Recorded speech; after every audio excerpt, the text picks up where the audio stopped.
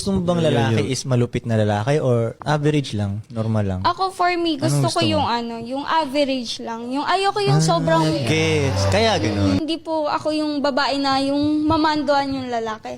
Ako pa nga po yung mismo yung susunod po kung ano yung gusto. Di, bakit di yung malupit na lalaki ang Siguro piliin mo? dahil Susunod ka naman pala eh. Kasi kung average na lalaki yung pipiliin mo, malamang siya susunod sa'yo eh. Sa tingin ko, tingin niya sa sarili niya average eh. Pwede rin. Opo, ganun Oo, yun po. nga. Sino ang mga nakakasama mo at ba't napaniwala ka nilang Yung average? environment ko din po kasi parang limited lang po talaga. Hindi po siya yung sobrang nakakapunta ako sa ganitong lugar. Kaya Actually, tama yan. Okay lang yun. the more na the more na onti yung nakapaligid, parang the more na hindi masyadong walang problema.